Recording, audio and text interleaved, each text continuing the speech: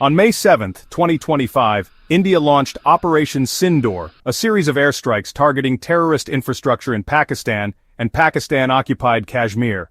This operation was a direct response to the horrific Pahalgam terror attack on April 22, 2025, which claimed the lives of 26 innocent civilians. The operation was swift and decisive, lasting only 25 minutes, from 1:05 a.m. to 1:30 a.m. Indian Air Force jets carried out precision strikes on 9 key terrorist facilities, aiming to dismantle their operational capabilities.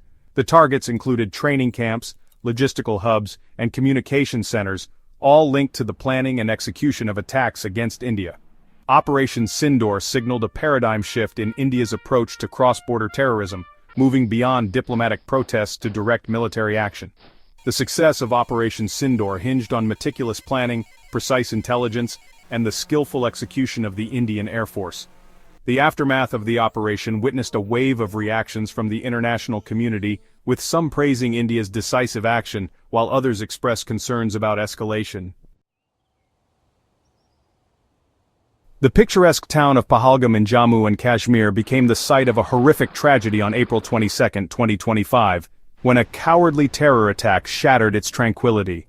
A group of heavily armed terrorists, suspected to be affiliated with the Jaish-e-Mohammed outfit, stormed a popular tourist spot, unleashing a barrage of gunfire and explosives. The attack left 26 innocent civilians dead and scores injured, sending shockwaves throughout India and beyond. The Pahalgam attack ignited widespread outrage and grief across India, with citizens demanding a resolute response to the perpetrators. The government, under immense pressure to act decisively, vowed to bring the perpetrators to justice and dismantle the infrastructure that supported such heinous acts. Prime Minister Narendra Modi, addressing the nation, declared that India would not tolerate such acts of cowardice and would respond with full force. The Pahalgam attack marked a turning point in India's counter-terrorism policy. It became abundantly clear that diplomatic pressure and international condemnation alone were insufficient to deter Pakistan from harboring and supporting terrorist groups operating from its soil. Operation Sindoor unfolded in the dead of night as Indian Air Force jets pierced the darkness, their payloads aimed at the heart of terror infrastructure.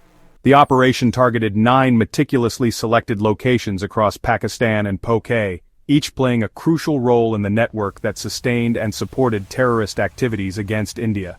Among the primary targets was the GEM headquarters, the Jamia Masjid Subhan Allah complex in Bahawalpur, a sprawling facility that served as the nerve center of the organization. This complex housed training camps, recruitment centers, and propaganda units, all instrumental in spreading the venom of extremism. Another key target was the Masjid wa Markaz Taiba in Muridka, another prominent GEM stronghold known for its role in radicalizing and training recruits. In addition to these central hubs, the strikes targeted terrorist camps scattered across POK, including facilities in Gulpur, Sawai, Bilal Camp, Kotli, Barnala, Sarjal, and Memuna. By dismantling these camps, India aimed to disrupt the pipeline of fresh recruits and degrade the organization's ability to replenish its ranks. The airstrikes inflicted significant casualties on the terrorist infrastructure, effectively dismantling their operational capabilities. Indian sources estimated that over 70 terrorists were killed and more than 60 wounded in the strikes. Amidst the strikes targeting terrorist infrastructure, a significant development emerged that sent shockwaves through the region. Masoodazhar, the elusive chief of the GEM, confirmed that 10 members of his family, including close relatives and aides, were killed in the airstrike that targeted his compound in Bahawalpur. Among those killed were Azhar's elder sister, her husband, a nephew and his wife, a niece, and 5 children. The deaths of these family members, caught in the crossfire of a conflict they may not have chosen, highlighted the complex and often tragic consequences of targeting individuals embedded within terrorist organizations. Azhar's response to the deaths of his family members was a chilling mix of defiance and religious fervor, portraying their deaths as martyrdom and a swift passage to paradise. Section 5. India's Stance: Precision and Restraint. In the aftermath of Operation Sindoor, the Indian government maintained a firm and resolute stance, emphasizing the necessity and precision of the airstrikes. Foreign Secretary Vikram Misri highlighted the specific intelligence inputs that led to the identification and targeting of the terrorist infrastructure. He emphasized that the strikes were not acts of aggression, but targeted measures aimed at dismantling terrorist networks and preempting further attacks on Indian soil. Colonel Sophia Qureshi, spokesperson for the Indian Army, provided details about the military aspects of the operation, highlighting the precision of the strikes and the efforts taken to minimize civilian casualties. Wing Commander Vyomika Singh, representing the Indian Air Force, elaborated on the technical aspects of the mission, emphasizing the advanced weaponry and technology employed to ensure accuracy and minimize collateral damage. Section 6. Pakistan's narrative allegations and anxiety. As expected, Pakistan reacted to OperationSindoor with a mix of denial, deflection, and an attempt to internationalize the issue. The Pakistani government, while acknowledging the Indian airstrikes, vehemently denied the extent of damage and casualties inflicted upon terrorist infrastructure within its territory. Pakistani officials accused India of violating its sovereignty and resorting to unprovoked aggression. They claimed that the Indian airstrikes had primarily targeted civilian areas, causing widespread damage and casualties. Pakistan's Foreign Office summoned the Indian High Commissioner to lodge a strong protest and condemn the strikes. Pakistani diplomats reached out to the international community, urging them to intervene and de-escalate the situation. However, Pakistan's narrative was met with skepticism from many quarters, given its long history of harboring and supporting terrorist groups. Section 7. Masoodazhar, A History of Terror. Masoodazhar, the leader of the proscribed terrorist organization Jaish-e-Mohammed or JEM, has been a persistent thorn in the side of India's security apparatus for decades.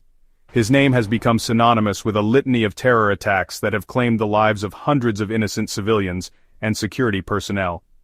Azhar's journey into the world of terrorism began in the early 1990s when he joined the ranks of the Harkat-ul-Mujahideen, a militant group fighting Indian rule in Kashmir. In 1994, he was arrested in India for his involvement in terrorist activities, but was subsequently released in 1999 in exchange for the passengers of the hijacked Indian Airlines flight IC-814. Under his leadership, the JEM carried out a series of audacious attacks, including the 2001 attack on the Indian Parliament, the 2016 attack on the Pathankot airbase, and the 2019 Pulwama attack. Despite being designated as a global terrorist by the United Nations, Azhar continued to operate with impunity from within Pakistan, enjoying the patronage of the country's deep state. Section 8. Expert Analysis, Effectiveness, and Implications. The aftermath of OperationSindoor witnessed a flurry of analysis from security experts, diplomats, and commentators, each dissecting the operation's effectiveness, its implications for regional stability, and its potential to deter future acts of terrorism. Some experts hailed OperationSindoor as a resounding success, arguing that it had achieved its objective of dismantling key terrorist infrastructure and delivering a strong message of deterrence to Pakistan. They pointed to the significant casualties inflicted upon terrorist groups, the destruction of training camps and logistical hubs, and the disruption of their operational capabilities as evidence of the operation's effectiveness. Others, however, expressed caution, arguing that while OperationSindoor may have imposed costs on terrorist groups in the short term, it was unlikely to eradicate the root causes of terrorism or deter future attacks. The question of whether OperationSindoor would serve as a deterrent to future attacks remained a subject of intense debate. Some argued that the operation's success would force Pakistan to reconsider its support for terrorist groups, fearing further Indian retaliation. Section 9. The Road Ahead. Counterterrorism and Deterrence. OperationSindoor marked a watershed moment in India's counterterrorism strategy, signaling a shift towards a more proactive approach. It demonstrated India's willingness to use military force to defend its interests and hold perpetrators accountable. OperationSindoor is part of a broader, long-term counter-terrorism strategy. India needs a multi-pronged approach, encompassing military, diplomatic, economic, and ideological dimensions. Militarily, India must maintain a credible deterrent capability. This requires investment in modernizing armed forces and enhancing intelligence. Diplomatically, India needs to isolate Pakistan internationally. leverage economic and strategic clout to pressure Pakistan to dismantle terrorist safe havens. The road ahead in the fight against terrorism is long and arduous. Operation Sindoor is a beginning, not an end, in India's quest for lasting peace and security.